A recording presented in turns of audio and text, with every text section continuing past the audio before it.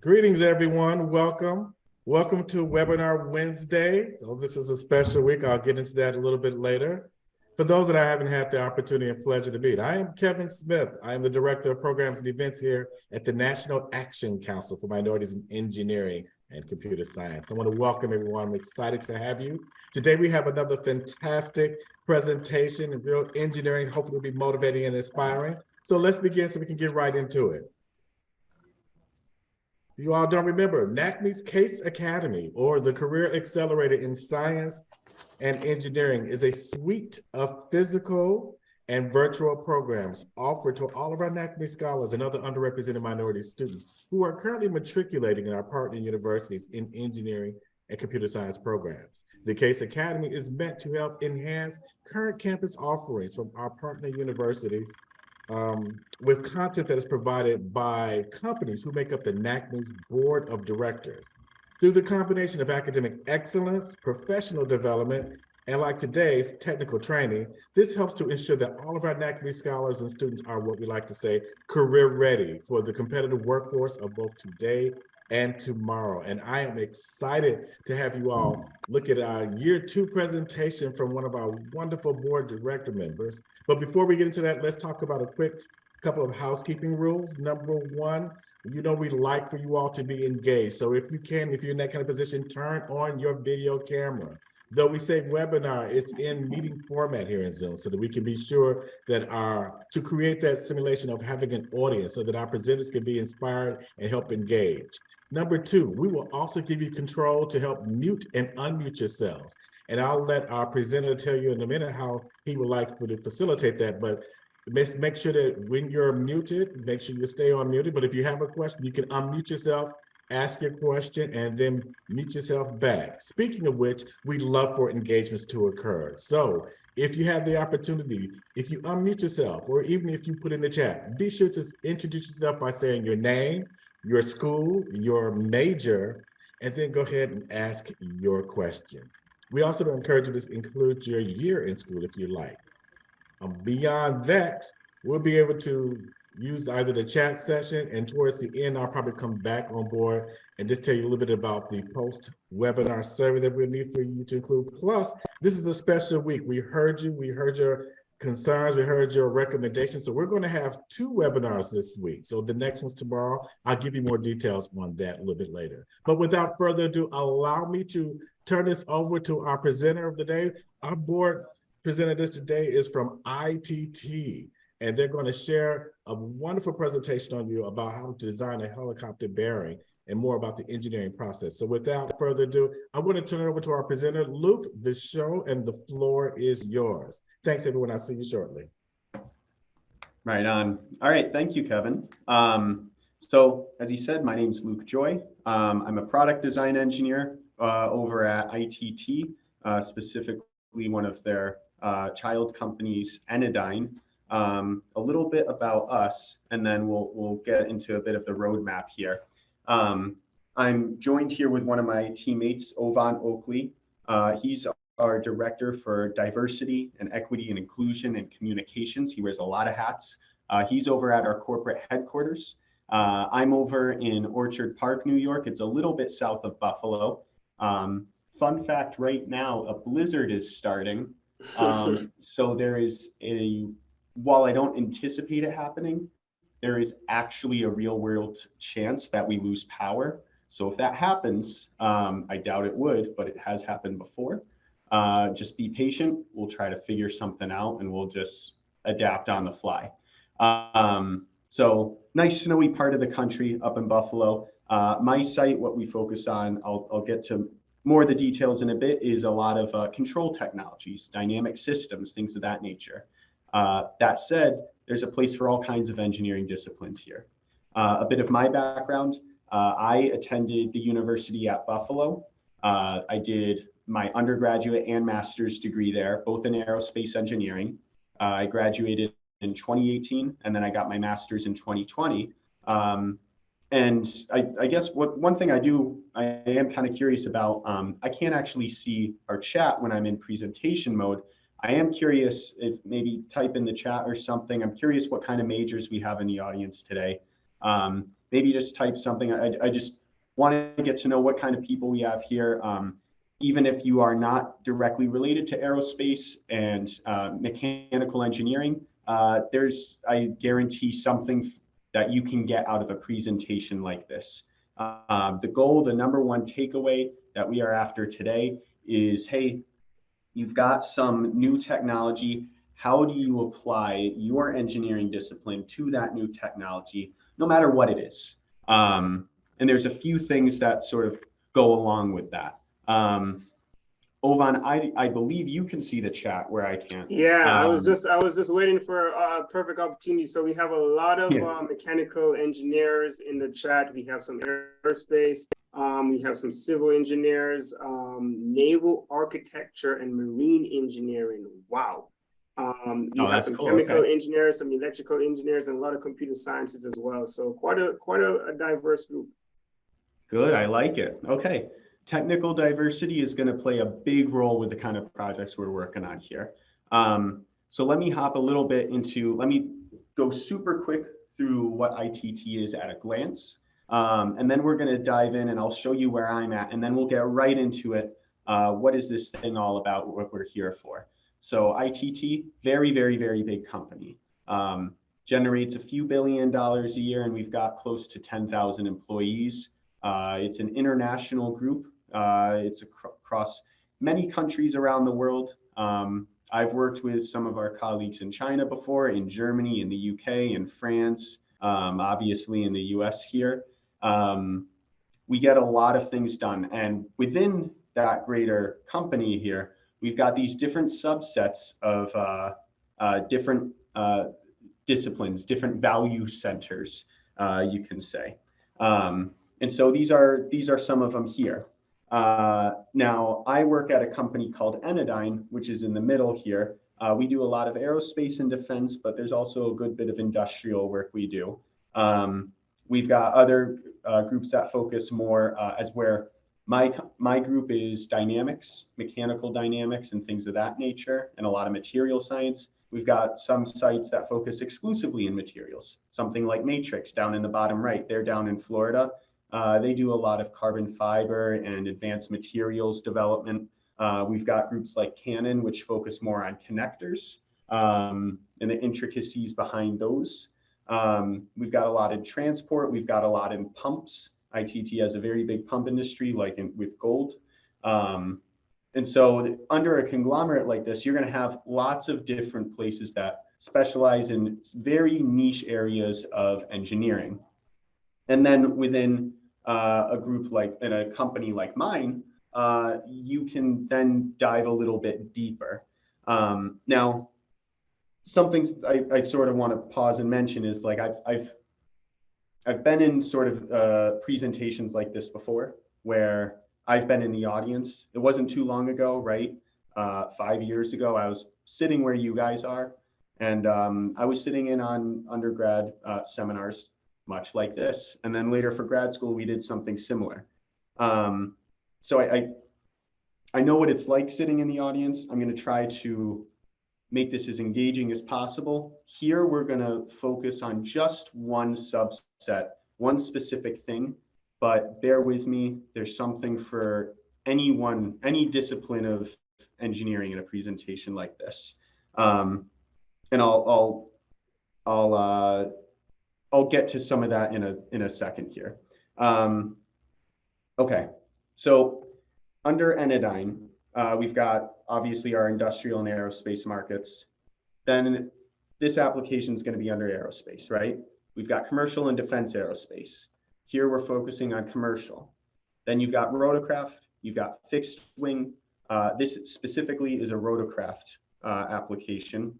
We've got both a hydraulics group and an elastomeric group. Elastomeric, that is to say, a rubber-like technology, nonlinear materials when you apply a load to them, right? And then within that subset, we've got applications of shock, of vibration, and of acoustics. And very specifically, we're diving into vibration.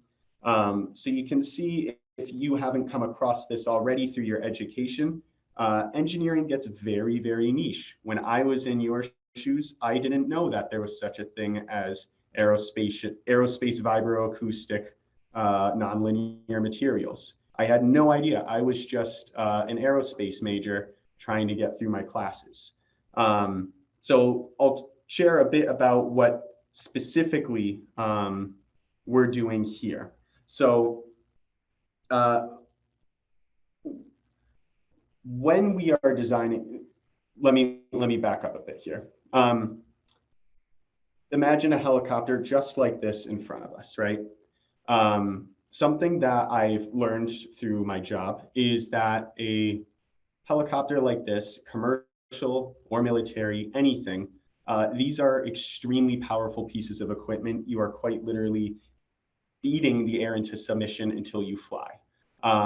That said, the transmission, the rotors, the engine itself in that big hub up top, that is something so powerful that if you do not protect the helicopter from itself, if you don't find a way to isolate that whole system from the rest of the fuselage, your helicopter is going to shake itself apart.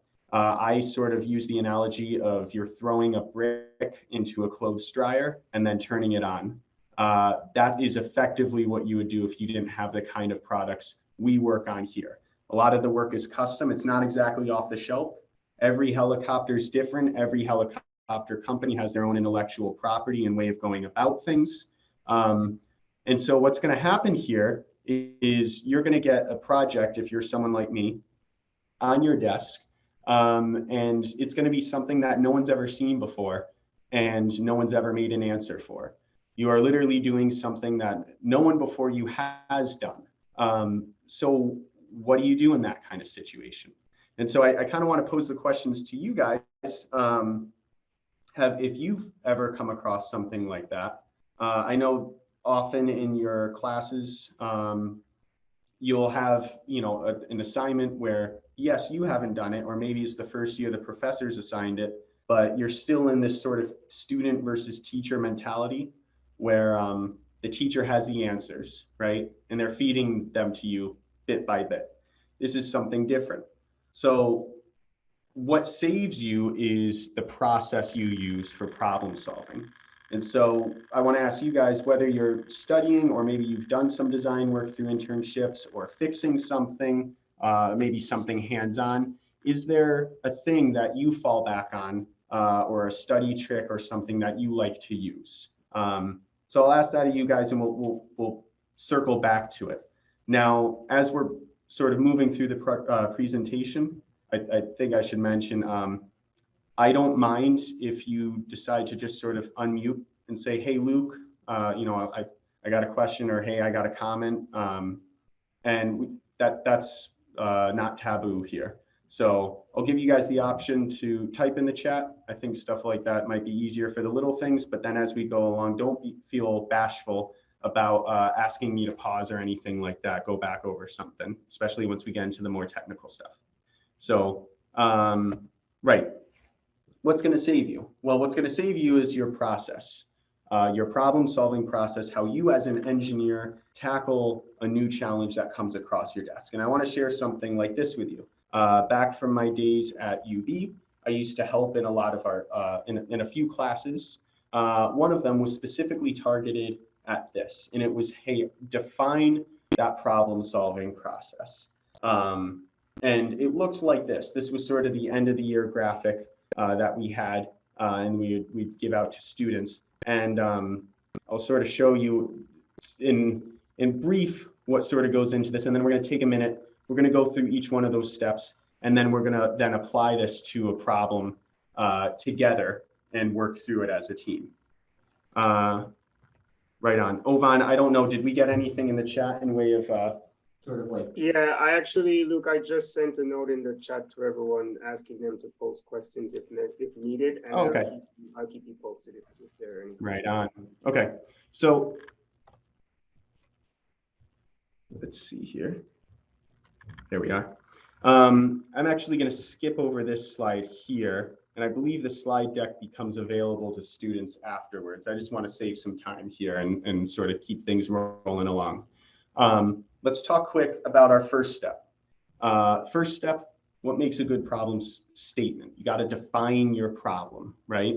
You're not going to get very far if you don't have a good grasp of what it is you're trying to do. And so the key aspects I want us to hit on here is just five aspects for defining your problem. Tell me, what is it that's happening? Where is it happening? Give me when it's happening. How do we know that this is a problem? And give me some extent of the problem. That's going to come in the form usually of numerics.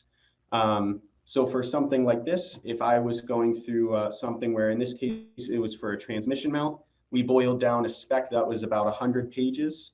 And to get to the main meat of what it is, you could describe it something like this. All right, we have a 1G 15 hertz steady vibration that's present throughout the cabin of our helicopter. All right, so I'm already telling you what it is. I'm adding a number to that.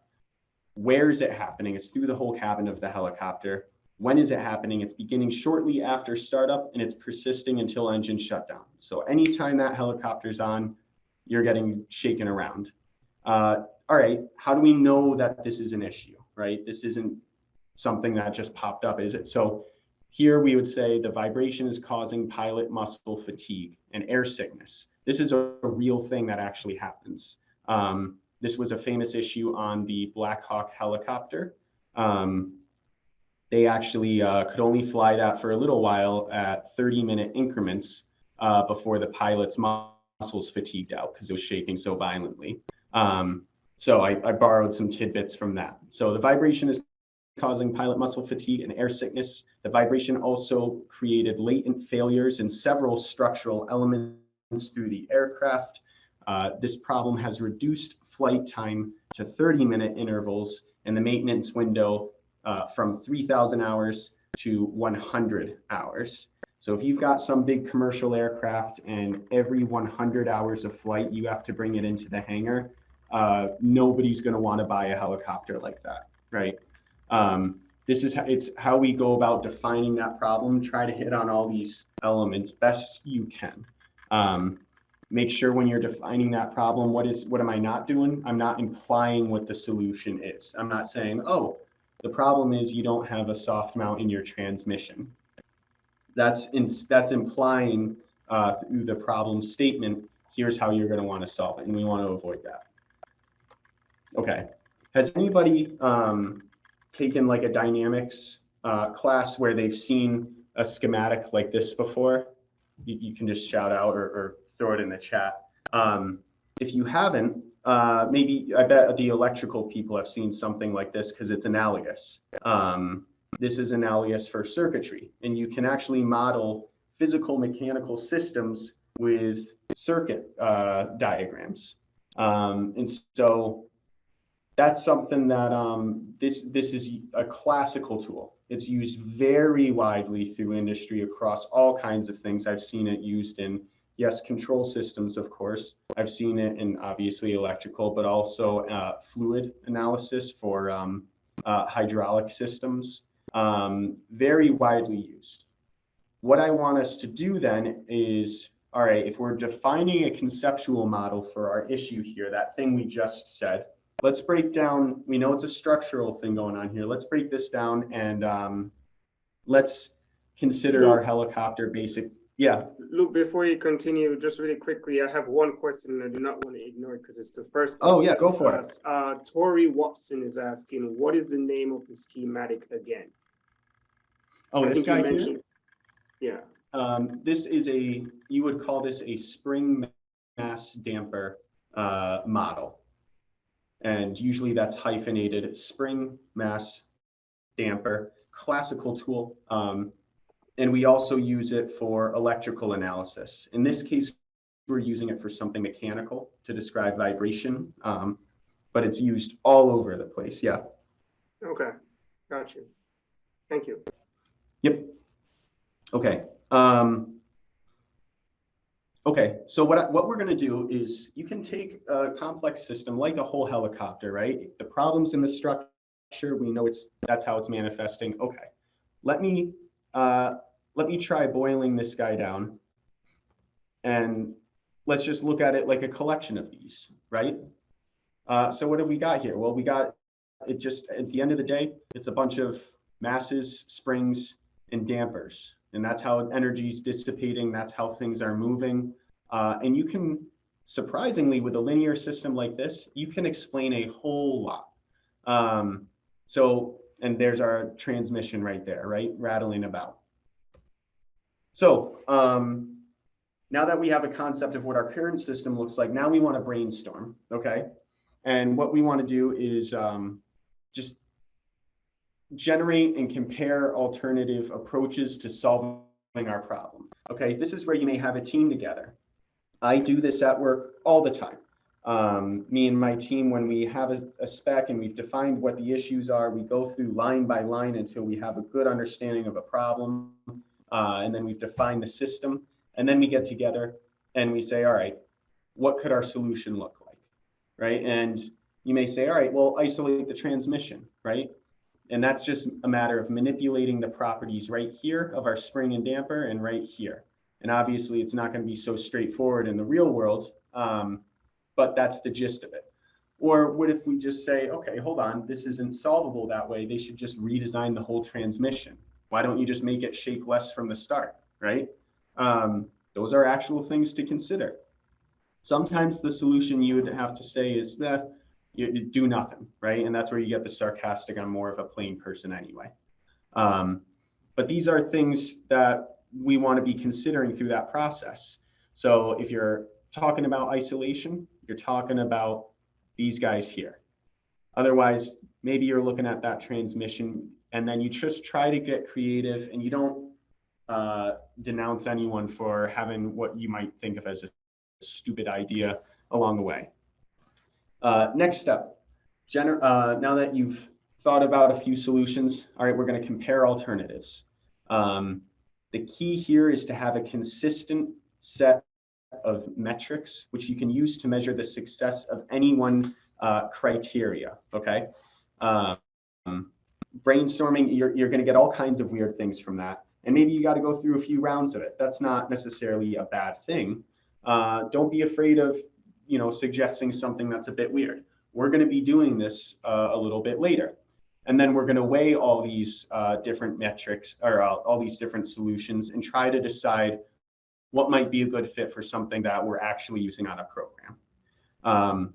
And so the way this guy works is I would say, all right, is this good, bad, or okay? Redesigning the transmission. Well, design effort, that's going to be awful, right? You're starting from the ground up on a very complex piece of machinery. That's going to take quite a bit of time. The timeline is going to be enormous and you're going to ramp up costs.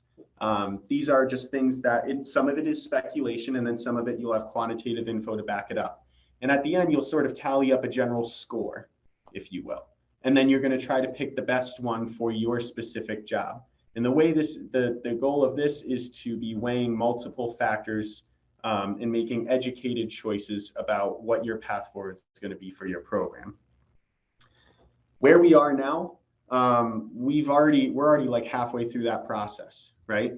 Now it comes time to model the performance. And there's several places you can start for something like this. And what you're going to find eventually is this will become an iterative problem-solving technique. So you may start by building up like a 3D model, run a few simulations. You may go back to governing equations and do some general hand calculations. You may consult some of the more experienced team members and see if there are old projects that you can look at for some guidance, or if some things like this has happened in the past. I would ask it of you guys, do any of you guys have like maybe a favorite go-to that you found so far? And it could just be something you're running in class right now. Go-tos for when you have a tough situation, maybe an abstract problem before you. Do you have like a go-to analytic process for your field? So for example, for me, it was always MATLAB. I'm an aerospace engineer. My job's mechanical engineering. You can express all kinds of things through MATLAB. That was always my go-to, right? It was always my favorite when it worked. And I remember getting a lot out of that. So I'd ask if there's anything in particular, just sort of a tool that you like to go to. But if you have a process for how you go about solving your problem, like we do up to this point, then you will probably already have a decent amount of momentum in your problem solving, and you might not have to worry too much about getting stuck here unless the numbers just aren't adding up, right? So everyone here is already associated with a STEM field. You're doing this constantly throughout your education. Once you finish this step, that's when you write up your engineering recommendation, right? We're doing a preliminary analysis here. And at that point, it's likely that everything's going to seem very obvious to you. Really quickly, Ovan, I don't Luke, suppose you got any. Yeah, did you raise your hand to ask a question? I saw a hand raised just now. No, I was going to answer the question. My name is Tori Watson. I'm from Prairie View A&M University, and I'm a junior computer scientist. And I was going to answer that usually I use a debugger. Oh, just like in the chat from Lavender. Usually I write down what I want the problem to, or how I think I should solve the problem in basic words before I start coding. And once I code out my solution, then I will code it out, and if I have any problems, I'll use a debugger, and that helps me go step by step on the process and see what issues I have. That's what I would usually use a computer science major. Nice. So can you describe, I'm not really familiar with what a debugger is. Is that a problem? Is that a process, or is that a specific software? It's just it's kind of like it's a software or it's kind of like a software for a program that, or an IDE, and not an IDE, but it just uses it'll go through your code and basically visualize it for you, so you can see step by step the different problems that you have within your code. Oh, okay, I got you. Oh, that sounds awesome. Yeah, and also Luke, Lavender, forgive me if I'm not pronouncing your name correctly, but she is studying computer sciences, and her approach is relatively similar. She says that she normally write a timeline for her program in her own words, step by step, before she actually writes the code. So that's her problem solving approach. Okay, I like it. So you're starting with like, let me get the building blocks together. Right. Let me get that settled, and then go from there. I've done some programming, and that was actually, I had to figure some stuff out. I ended up doing something really similar, albeit my programming was just like Excel VBA, but I had to run a bunch of calculations. I've done something similar to that. That's what ended up really helping me figure out whether or not I was on the right track. So when you're doing your problems, when you're doing your analytical models here, this is like, these are the processes you use, right? Each thing we have here in this wheel may have a million different subsets where you're doing these little problem solving processes along the way. And this suddenly may turn into like a nested model, right? Cool, thanks you guys. Right, so let's get right into it. And let's try let's do a bit of practice. So I'm gonna shift, and we're gonna give you a very specific problem for something that we've been working on here. And then I'll give you some problem background, and then we're gonna launch through that exact same process, right? How are we on time? Looks like we're doing all right. Okay, so we're gonna focus here on the blades of our helicopter, right? And we're gonna try to condense like 3 years worth of work into like 15 minutes, okay? So it's probably gonna look a little bit primitive. That's the point. So consider a cross section of what one of these blades would look like. It's an airfoil shape. This is a tool that we use in aerospace, and it's what generates lift. It's what the cross section of every plane or helicopter or air vehicle that you've been on has had on it. It's also used in a lot of turbines, wind turbines, even air conditioner intakes, universal geometry that's used. So if I'm a pilot and I want to increase lift and I want to go straight up, all I'm going to do is I've got controls here where I can either individually or collectively change the pitch of my blades. Okay, so I'll hit my control. I've got my blades tilting up. That's going to generate my upward force. That's the lift orientation there. You go up. Now, what if I want to bank to the side here? Well, what happens is I'm going to have to find a way to pitch one blade down and the other one up so that I kind of lilt to the side here. And so I'm going to be generating negative lift on one side and positive lift on the other. But then remember, this thing's spinning really, really fast. So in no time flat, my blade on the left is switching over to my blade on the right. And then they're going to keep just bouncing back and forth quite a bit. Now, I'm not sure, Ovan, can they see my face or camera if I've got like visuals and stuff like that? Or is it just the screen right now? Yes? Okay, yes, great. we can see you, yep. So this whole time, right, my blade is sort of going to be wiggling like this several times a second, okay? And throughout that process, the blade's going to be feathering. There's going to be disturbances and turbulence in the air. It's going to be shaking up and down. Suddenly you've got something that looks kind of wild like this, okay? Even though you're getting the rotations that you actually need. So I'm doing the problem definition bit here for us so that we can get to some of the good part. So what we'll get is we're getting blades fluttering, usually pretty violently, as they twist. That's going to be something that travels up into the hub. That's going to be a whole lot of structural vibration going into the main body of our transmission, right? What's that also going to do? It's going to warp your blades. That's going to affect the efficiency of the aircraft tremendously. It's going to be strongest usually during banking maneuvers.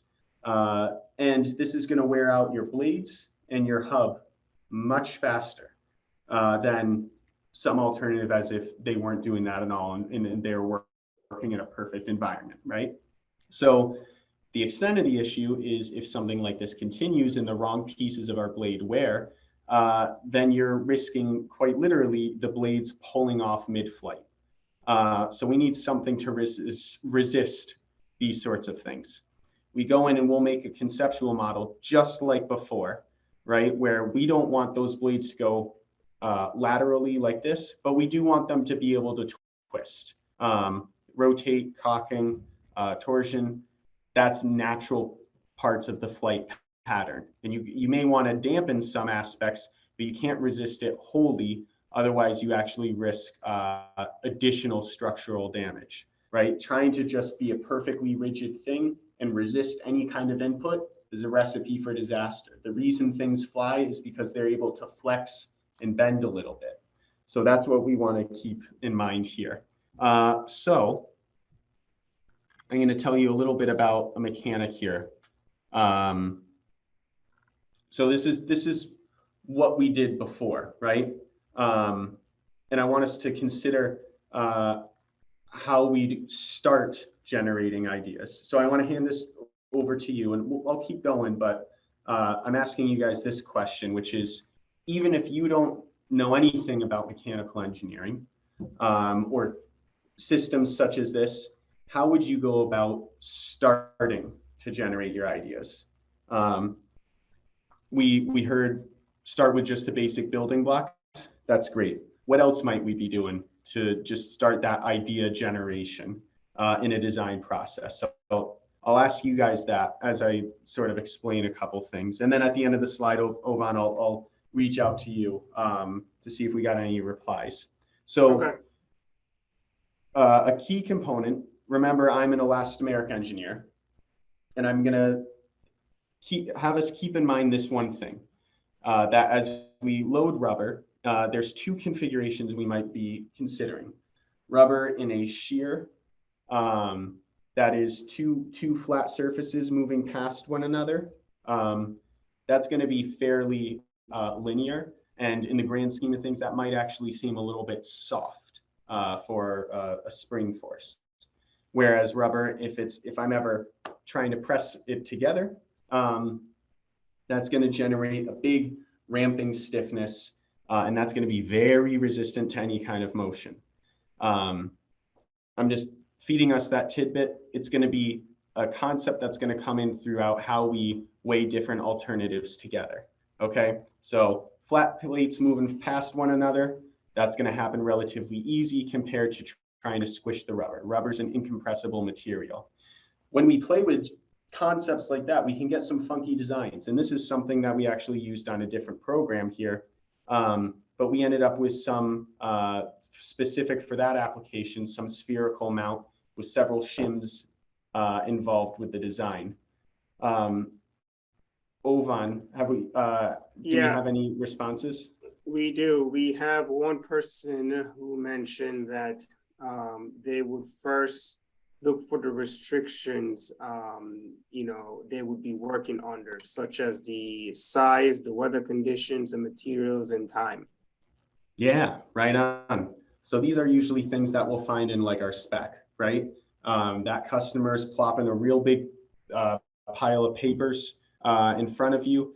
And among that, that's going to have different environmental considerations, different, and we call them envelope dimensions. Here's how big what you have must be. Here's the general like points of interaction with the rest of the aircraft, how it has to mount.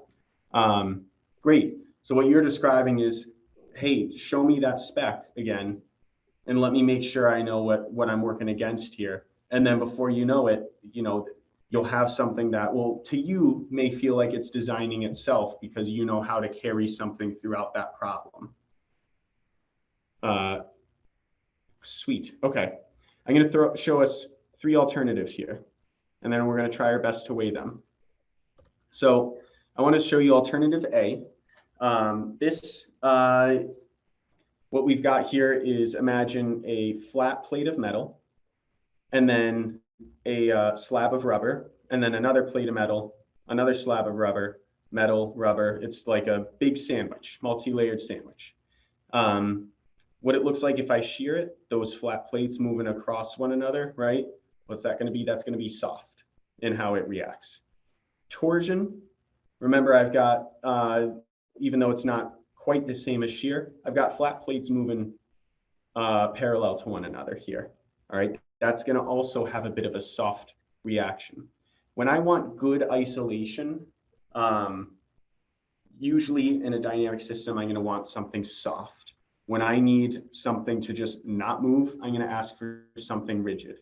Something like this cocking motion here, that's going to have a more rigid response. Why? Well, even though I'm pulling up on one side, I'm pressing down on the other right here. And that's going to, remember, rubber and compression, it's got that ramping stiffness. Out of curiosity, does anyone maybe know what the purpose of having multiple plates here in the design is, as opposed to having none and just having a big square of rubber? I don't know if maybe someone wants to just chime in. Sort of part of, right, that idea process. I don't want to discourage anyone from fear of, having what they see as a silly or stupid response here. We'll see that more in the next one, but think on that. Why might we have multiple layers here? So what about something like this, where we have a cylindrical bearing, right? If I take that rectangle and just fold it up into a donut, now it looks like something like this. Now what happens is, if I move up and down in this axial direction, I'm going to have something relatively soft. Or if I torque it here, I'm going to have a different reaction. All these are going to come into play, right? Let's see here. This is hard to just sort of find through like just basic rectangles and stuff in a PowerPoint. So I actually pulled a CAD file for a different project, right? So that's why it looks so different here. In this case, we actually took something and we made a spherical bearing, something where it we've got, think of it like a half dome, and then I cut it in half just so we could see what's going on. This one has a ton of different layers of metal, then rubber, metal, rubber, metal, rubber, going all the way up. And you can kind of think of this one like we're mimicking like a shoulder socket, right? At this point, in the way it sort of interacts at both ends here. You got one mounting point here, the other back here. So let me show you guys, I've actually got, so. Luke, just before you do that, I just Yeah. wanted to add that Kelvin mentioned that one of the potential reasons why you might be approaching it with multiple layers is that it gives us an opportunity to have more areas to absorb the stress. Yeah, that's a really big one. Absorbing the stress. Also, it changes our attitude with how we load the part. So if I've got one big slab here instead of many little ones, think of it like, in here, I can't actually see my camera, but I hope this is somewhat in focus. This is an old display piece, right? It's so it doesn't look pretty, but what we can see is this guy's going to have several layers right here, where it's got metal, rubber going all the way up, stacked this way, and then I've also got it on the ends right here in a different plane. And so this is this exact piece in motion. This flies on a commercial helicopter here. This is one small piece of a much larger transmission mount assembly. Go ahead. Yeah, also, I was just going to add one more comment. Eric mentions that it also is an opportunity to add stiffness and make the deformation more predictable if necessary. That's, yeah, spot on, Eric. So when I move rubber and compression here, right, as I apply a load, you know, this way, I've got a pin mount here. Let's say I'm moving downward. These guys are going to get sandwiched tighter together. If I had one big slab of rubber, I'd have to move quite a bit before I start snubbing out.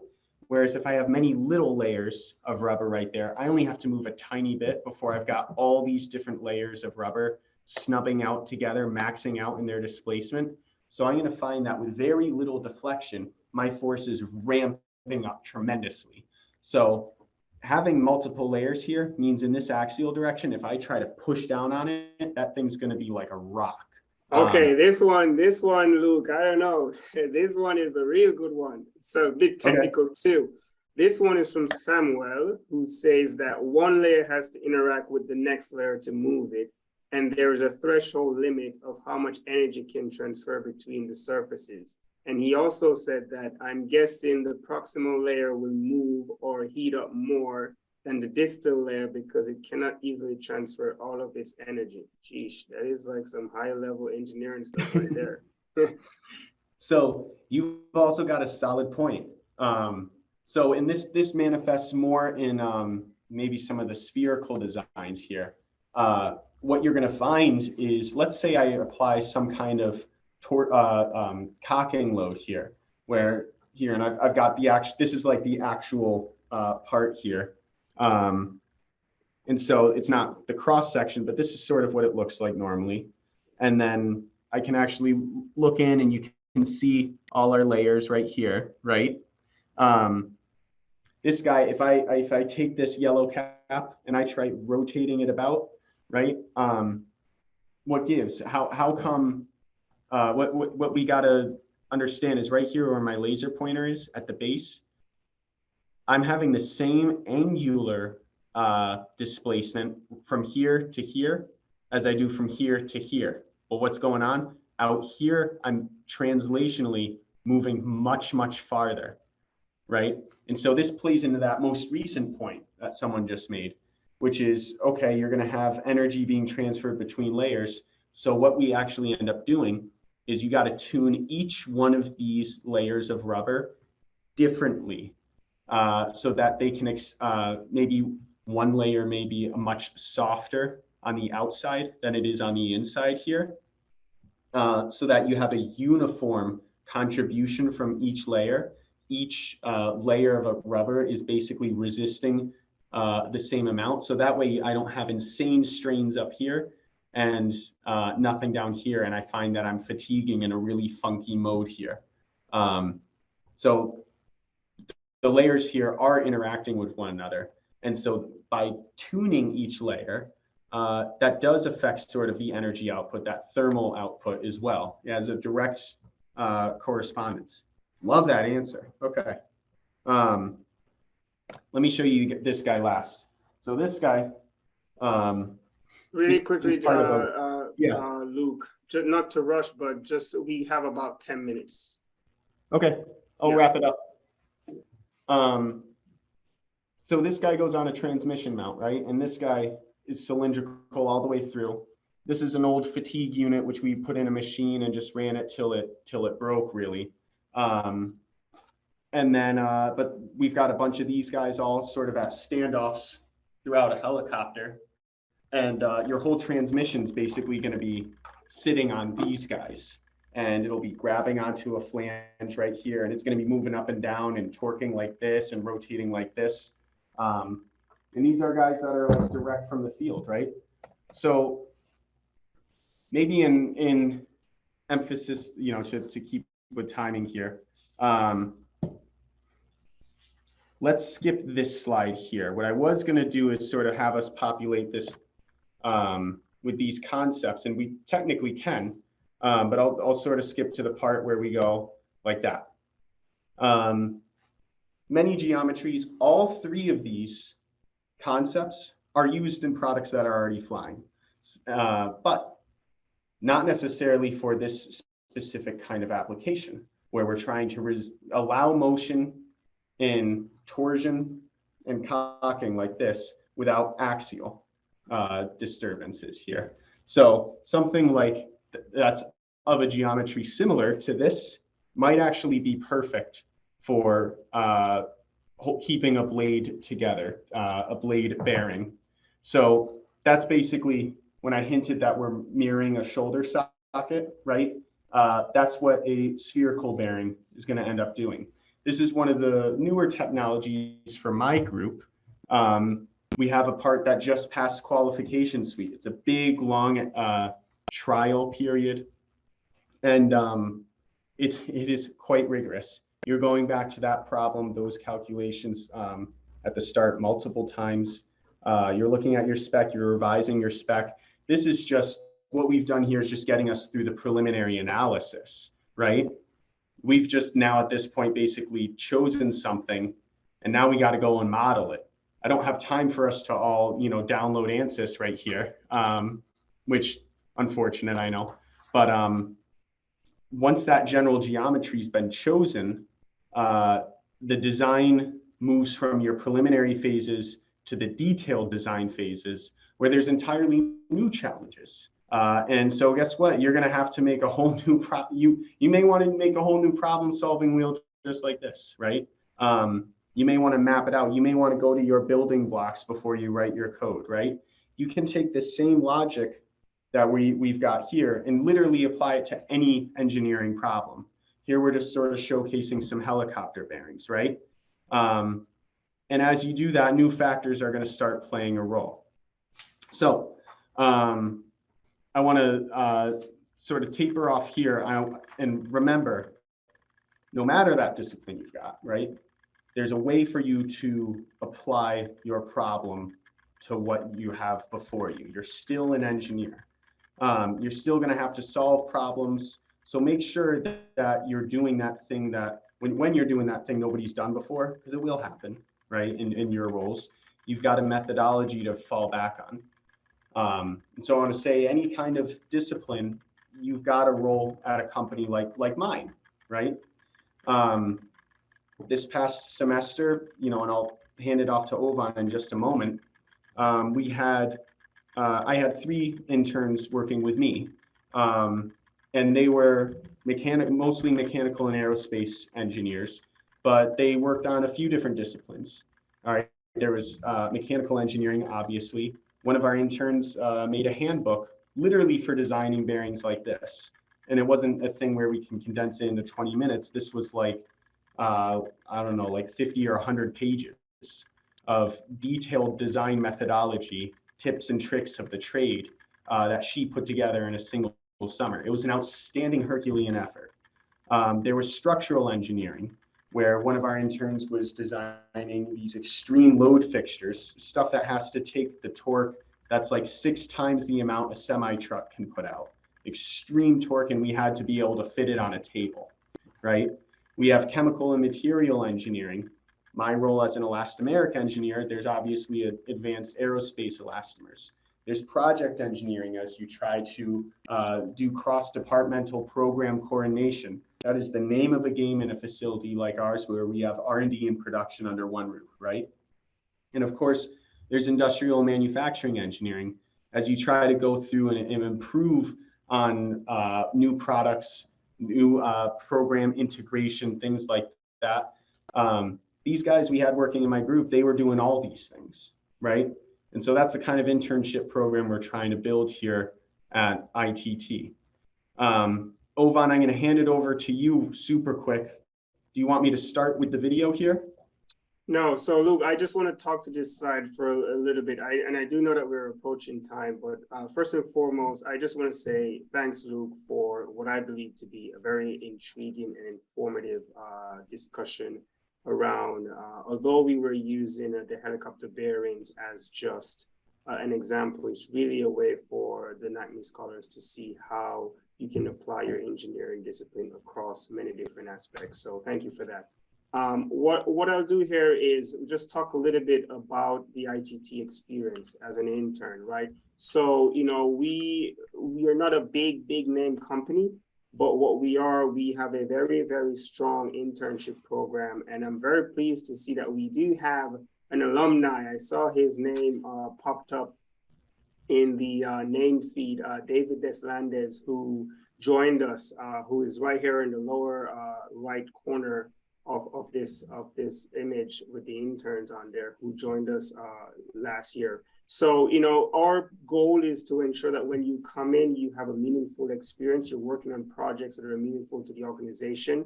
And David can attest to this. You know, our interns, you don't just come in and do regular type of work or work to pass time. You work on projects that are actually going to be impactful for the business. I remember when David and Elizabeth was in one of our sites, they were working on a project that took about 24 hours to complete, and they worked on it the entire summer, and they were able to bring that down to, I believe, 3 hours, or what, David, you can correct me if I'm wrong, 3 hours or way less than 24 hours, which is actually implemented today within our business. So another part of our program is we're really focused on equipping you with the skill sets that are required to allow you to successfully transition from college to career, right? And what does that mean?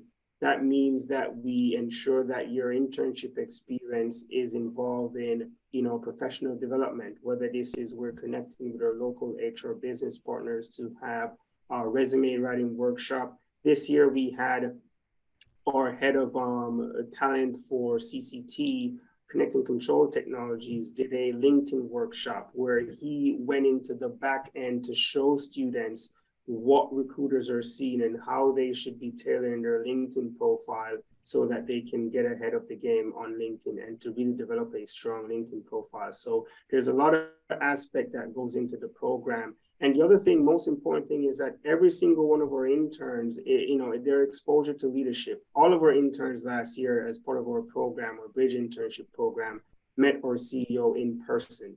In fact, you come in and there's 2 phases. There's your individual phase, but there's also your cohort phase, where if you come in as a NACME scholar, you are working on a project across our businesses to then present to our CEO at the end of your internship program and his leadership team. So very, very big for us. And we ensure that the interns are exposed to leadership. So with that, you know, there is another slide after this, but I wanted to take a quick moment to kind of share with you so you can hear from the interns themselves as to what their experience is like. So Luke, if you don't mind just playing the video, it would be like 2 minutes or something. Sure, yep. I'm gonna swap modes here. I gotta stop sharing for a second. I'll bring it right up.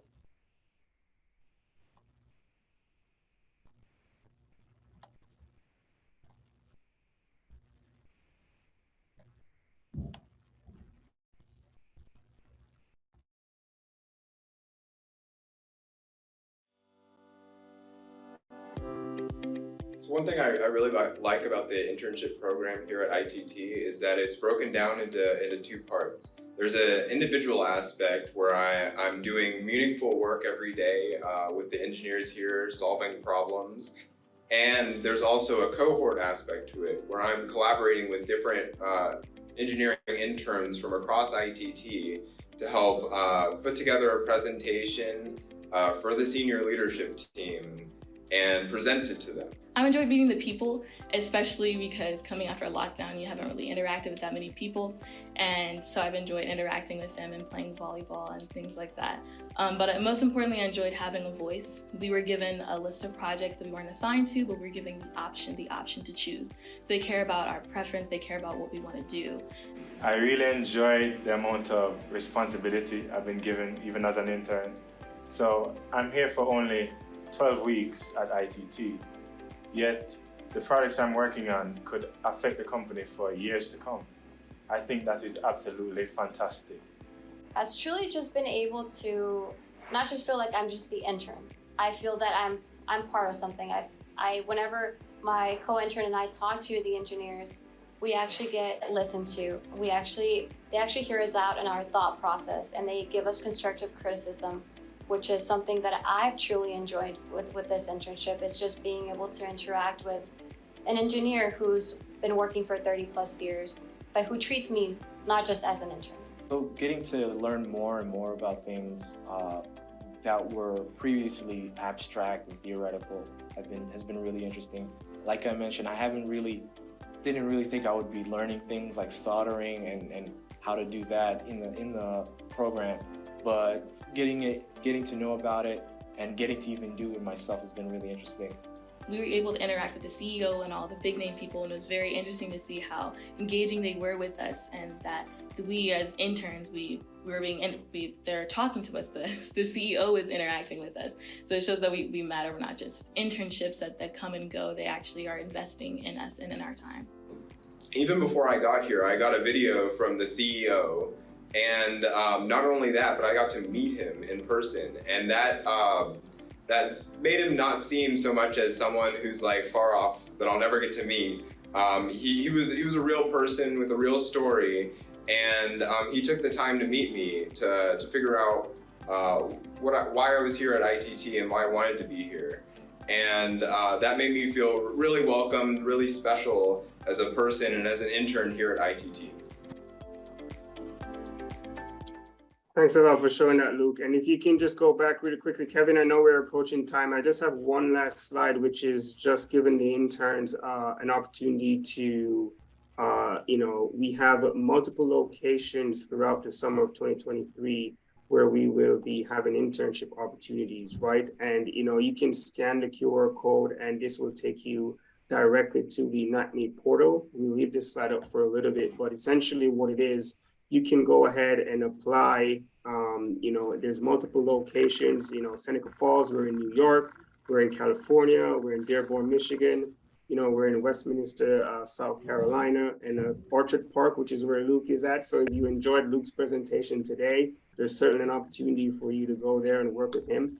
And, this is a 12-week program. And the most important thing about this is that it's very specific in the terms of all of our interns are provided housing. You don't have to worry about, where am I going to live? How am I going to find, all of our interns, for example, in Seneca Falls, before they even started, their housing situation was sorted out. So our goal is to ensure that you're coming in and you're focusing on the work that you have to do and enjoying and maximizing your time at it.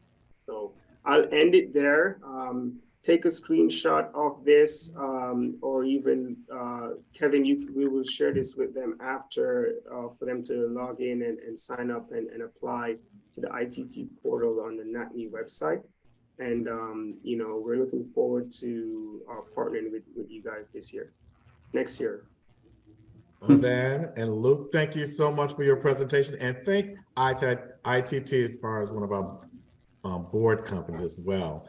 Again, ITT's internship and scholarship opportunity is located underneath scholarships on the NACME website. Everyone, let's show a round of applause and show thank you, this NACME Scholar Appreciation, to both Luke for his presentation and Ovan as well today. Thank you very much. Appreciate it.